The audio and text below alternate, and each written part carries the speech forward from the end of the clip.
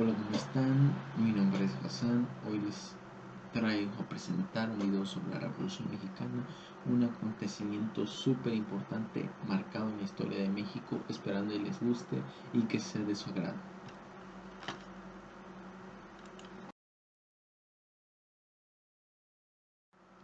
La Revolución Mexicana, como todos sabemos, fue un conflicto armado que se inició en México el 20 de noviembre de 1910 bajo el régimen del Porfiriato, ya que ellos lucharon para que se respetaran sus derechos y al igual que el estado económico del país se favoreciera y también que ya no hubiera tanto maltrato en la sociedad. Al igual, Porfirio Díaz no hacía muy grande ni muy buenas cosas en su régimen. Hizo buenas cosas, hizo malas cosas, ya que también opuso muchas políticas, opuso muchas leyes que a los ciudadanos no les ayudaban en su vida diaria. Y es por ello que tuvieron esa guerra.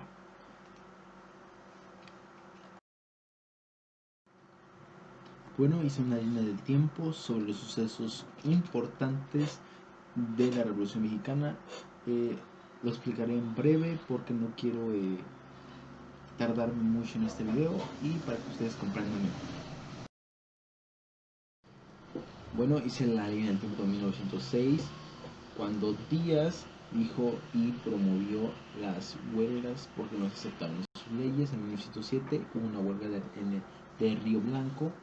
En 1908, después de 30 años, Díaz declaró que se quería retirar y que al igual estaba preparándose para la democracia en 1910.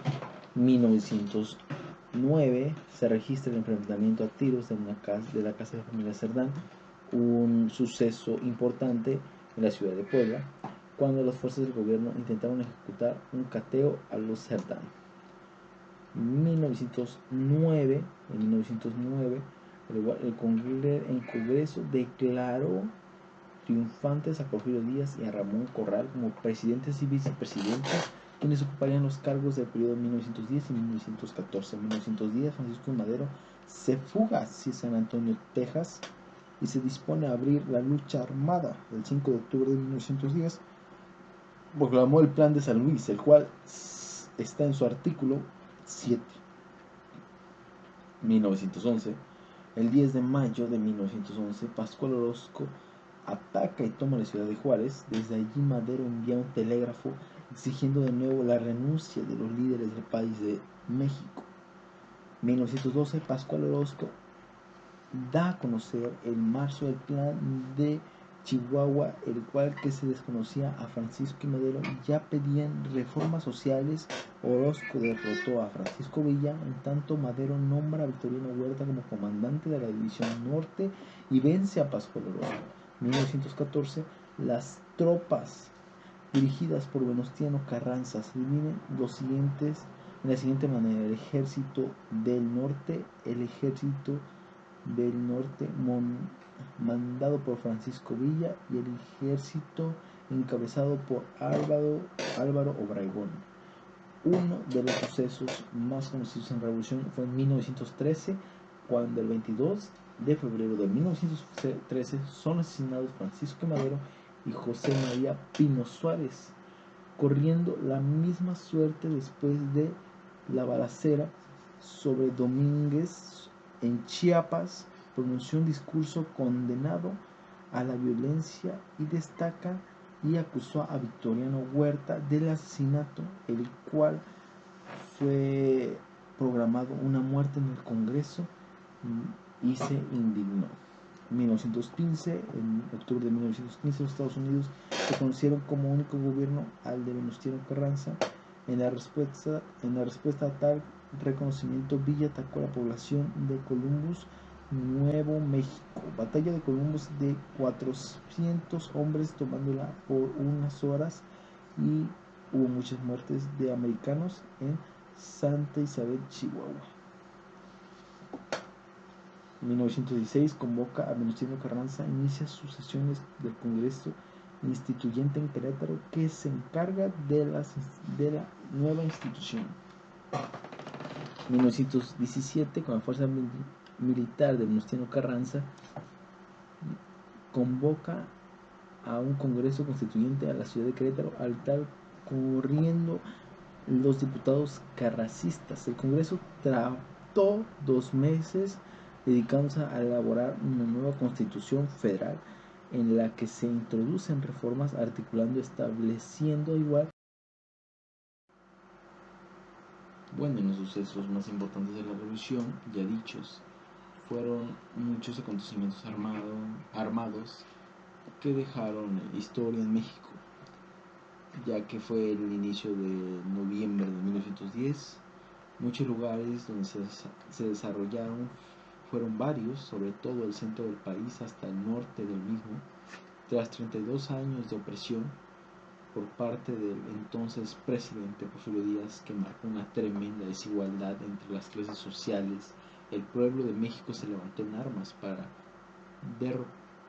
derrotar un gobierno dictador, un gobierno del que no se sentían cómodos y que favorecían a las clases más cómodas y mantenían a la pobreza o a los campesinos fuera de sus rangos.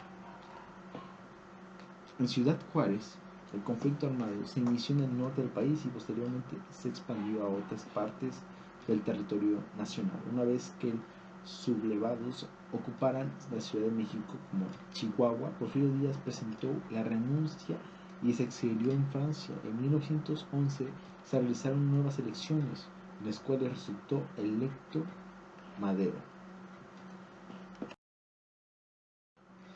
Estos son unos de los lugares más conocidos y que se quedaron grabados en la historia en la Revolución Mexicana. Fueron Puebla, Morelos, Querétaro, la Ciudad de México, obviamente, Chihuahua, Torreón y Zacatecas. En Puebla es un sitio fundamental para la lucha armada de la Revolución Mexicana, ya que en esta ciudad vivieron los hermanos Máximo, Aquiles y Carmen de Cerdán, grandes protagonistas de los acontecimientos que tuvo en la cabeza de Francisco I. Madero. Además, en Puebla vivió este último personaje.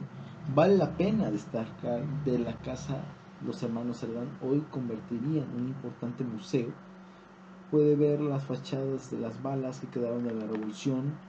Fueron disparadas en contra de ellos al descubrirse su conspiración contra Porfirio Díaz. Al igual está la ciudad de Morelos, el Narciso Mendoza Morelos. En 1919 Emiliano Zapata fue traicionado y emboscado a la antigua hacienda Chinamalca. En Querétaro, esta ciudad, fue el Congreso Constitucional que hizo surgir la Constitución de 1917. Además cuenta con un museo regional instalado en el ex convento de San Francisco, donde existe una sala dedicada por entero a los acontecimientos históricos que pasó en México en la Revolución Mexicana. En la antigua Ciudad de México, y lo que actualmente podemos ver y escuchar de algunos museos que revelan la capitanía que llevaba Porfirio Díaz y cómo fue atacado. Hubo muchos golpes militares ahí. Buscaban revelarse la presidencia a Francisco I. Madero, al igual, donde se dio muerte a Gustavo Madero. En Chihuahua, el norte del país, fue una zona vital para el desarrollo del movimiento armado. En Chihuahua, territorio que fue testigo de muchos acontecimientos de vital importancia, como el derrocamiento a Madero Pascual Orozco en el periodo de 1913-1914. Pancho Villa, él hizo una célebre ocupación del Estado. En él se encuentra el Museo de la Revolución Mexicana. Es una residencia que perteneció al mismo Francisco Villa. En Torreón, múltiples revueltas se vieron en esta región, en el estado de Coahuila, que también posee su propio museo dedicado a la Revolución Mexicana. En él se encuentran documentos, objetos de la época, entre otros objetos que dan fe al acontecimiento. En Zacatecas, el famoso Cerro de la Bufa se llevó a cabo en importantes victorias de las tropas de Pancho Villa contra el ejército huertista el 23 de junio de 1914. Personajes personajes que intervinieron en la independencia. Como tal, ya hemos hablado mucho de Porfirio Díaz, un presidente malo, bueno, que hizo muchas cosas malas, pero a la vez que no respetó las leyes que los campesinos querían y se merecían. Francisco I. Madero, su exilio fue un acontecimiento que Francisco I. Madero dejó en esa época de independencia en México, y al igual al irse a Francia creyó que nunca lo iban a encontrar, siendo que sí lo hicieron.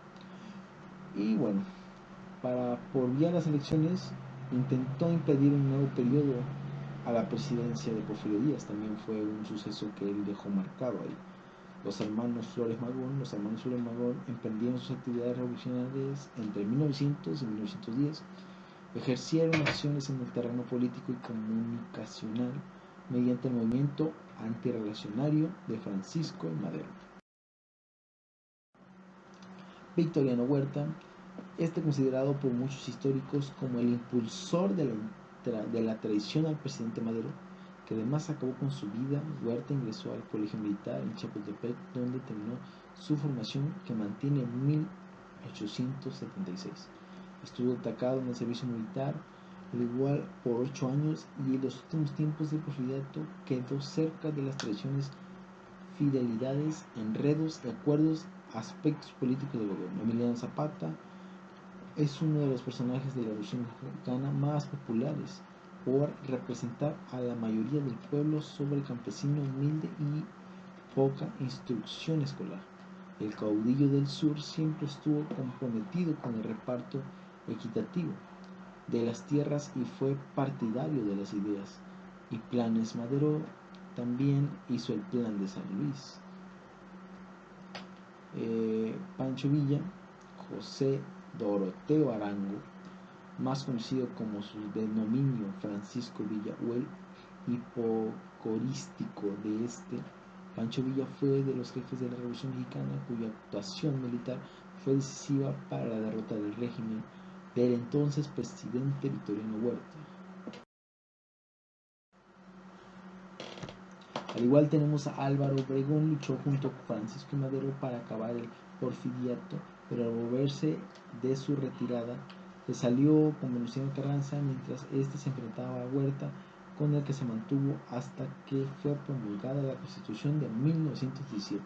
Venustiano Carranza también aparece en la Revolución Mexicana para oponerse al porfiriato, junto con Francisco I. Madero, con el que ministró la guerra marina y gubernamental en Coahuila. Después de la muerte de Madero, Carranza lanzó el Plan de Guadalupe, documento en el que se desconoce al gobierno Victoriano Huerta y se programa primer jefe del ejército constitucionalista, abogado con el que se restableció el orden constitucional.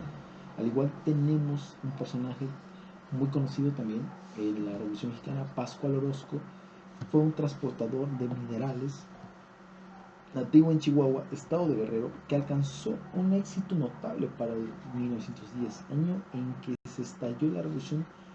Pascual Orozco, padre de personaje de la Revolución Mexicana, se oponía al gobierno de Díaz y apoyaba al Partido Revolucionario Mexicano, que constituyó uno de los primeros en oponerse a la continuidad del porfiriato.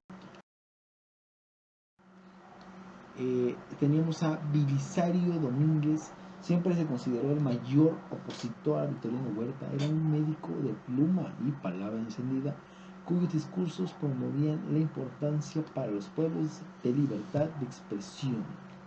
Hermanos Cerdán, originarios de la ciudad de Puebla, los hermanos Cerdán, Aquiles, Máximo y Carmen, fueron personajes de la Revolución Mexicana que se oponían al gobierno de Porfirio Díaz.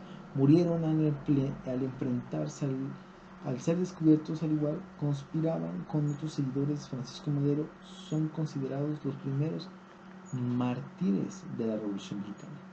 José María Pino Suárez tuvo una destacada participación en el gobierno de Francisco Madero, con el que se estuvo enfrente del despacho de la Secretaría de Justicia. Un año después fue gobernador del estado de Yucatán, y entre 1912 y 1913 ocupó el cargo de secretario de Instrucción Pública y Bellas Artes. En este último año fue asesinado mientras ocupaba el puesto de vicepresidente de la República. Plutarco Elías Calles, maestro de escuela, que por sus actuaciones en el proceso revolucionario llegó al rango de general. Sus actos más brillantes fueron contra Pascual Orozco y sus orosquísticas, contra Pancho Villa y sus rebeldes, y una importante labor en el derrocamiento de Victoriano Huerta.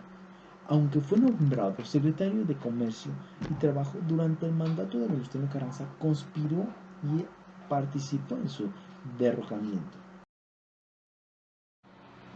Y bueno, tenemos a José Vasconcelos, pensador, escritor y político, con destacada participación en los procesos ocurridos durante la Revolución Mexicana. Fue un creador del Ministerio de Educación en 1914, designado director de Escuela Nacional Preparatoria por su dedicación al trabajo. Fue llamado Maestro de la Juventud de América. Se exilió en Estados Unidos por las semejanzas de Venustiano Carranza y para evitar quedar preso por ser crítico.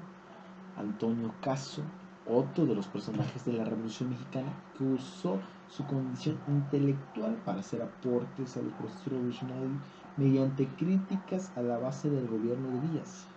Antonio Caso se caracterizó por ser detractor de la teoría positiva que pregonaba el Porfiriato, un académico y filósofo que fundó el Ateo de la Juventud y quedó como uno de los intelectuales más importantes de la época revolucionaria. Felipe Ángeles.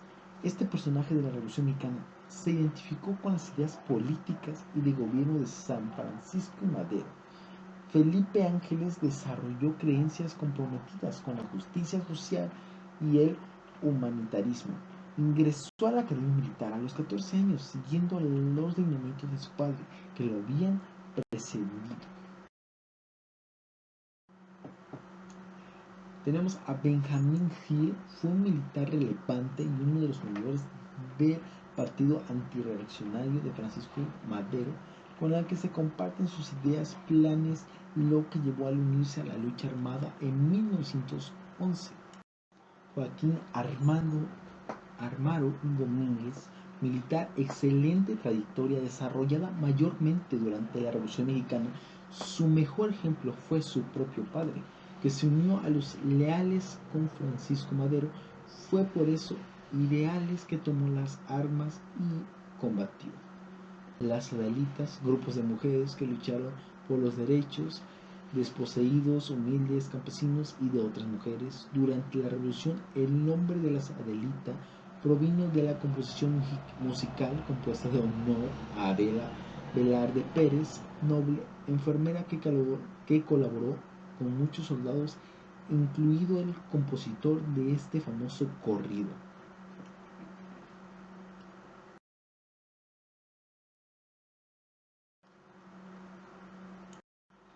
Aquí tenemos algunos personajes, algunas fotos de los personajes que hicieron partícipe en la Revolución Mexicana, como son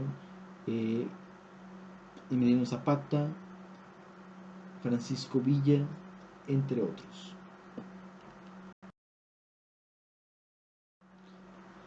Principales causas de la Revolución Mexicana. Ahí sí no voy a leer toda la diapositiva porque me voy a tardar y no quiero eso. Ya son muchos minutos los que llevo y no me quiero extender demasiado. Bueno, una de las principales causas es la desigualdad social y la concentración de la riqueza. Es cierto que durante el Porfiriato nuestro país no tuvo un crecimiento económico, al contrario, tuvo un bajo crecimiento económico. Importante, sin embargo, la riqueza quedó repartida en cuantas manos nacionales y en otras pocas extranjeras.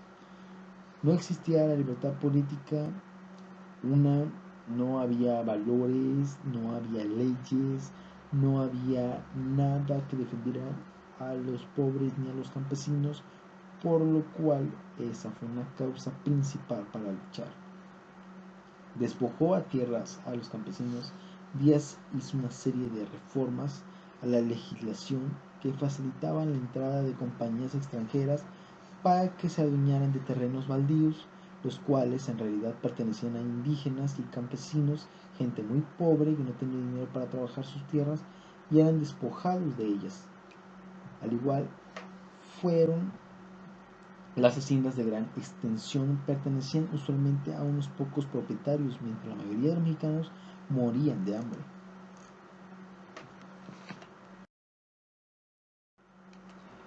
También hubo mucha represión y uso de fuerzas. Las condiciones laborales eran pésimas, súper pésimas en la Revolución Mexicana. Sin embargo, cuando los trabajadores y campesinos trataban de manifestar su inconformidad, fueron reprimidos brutalmente. Un ejemplo es el asesinato de obreros durante la huelga de Cananea en 1906, del Río Blanco, al igual como ya lo dije, en 1907. Consecuencias que dejó la Revolución Mexicana.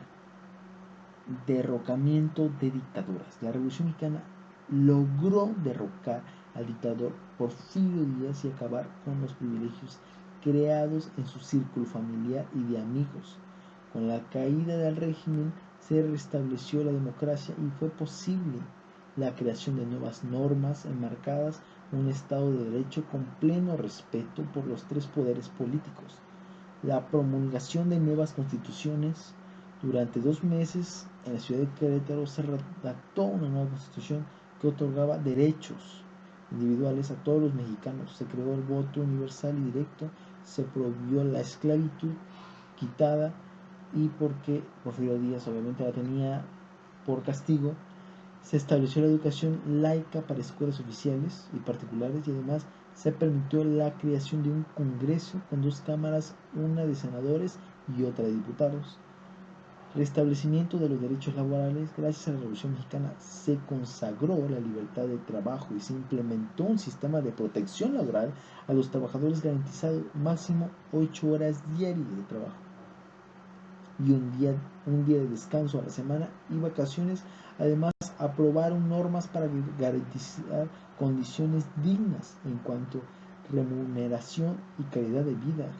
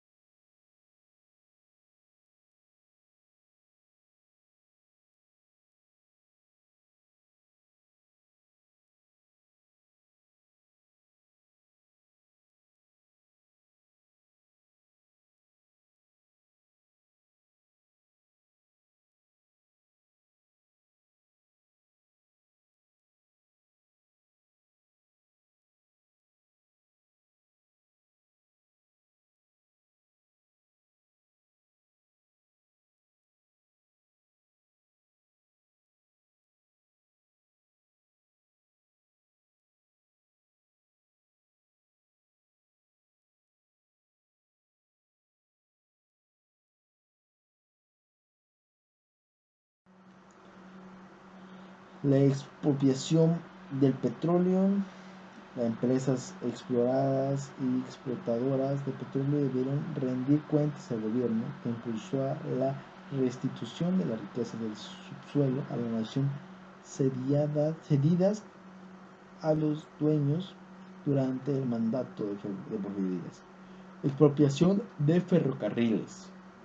La revolución dejó unas ruinas a las redes ferroviarias, creándose el contexto propicio para crear en el año 1937 la empresa de Ferrocarriles Nacionales de México. Funcionaba diferente capital, en su mayoría extranjeros, como el Ferrocarril Internacional, Interoceánico, Panamericano y el de Veracruz. Desplazamiento de la población. El cierre de numerosas empresas privadas redujo a tasas de empleo, y por esta razón cientos de mexicanos debieron desplazarse a otras zonas, principalmente Michoacán y Jalisco. Hacia el año 1913 y 1930, los efectos de gran depresión en el mundo y los reducidos incentivos a las iniciativas privadas generó una fuerte crisis económica que el Estado no lograba controlar, y a pesar de la nacionalidad de diversos productos y servicios. Y por último, La evaluación de la moneda. En el año 1916 se emitió una nueva moneda que estuvo en circular tan solo unos meses. El cierre de empresas produjo una reducción de las exportaciones y para el país resultó imposible conseguir un crédito. Estas fueron algunas personas que se elevaban la devaluación de moneda.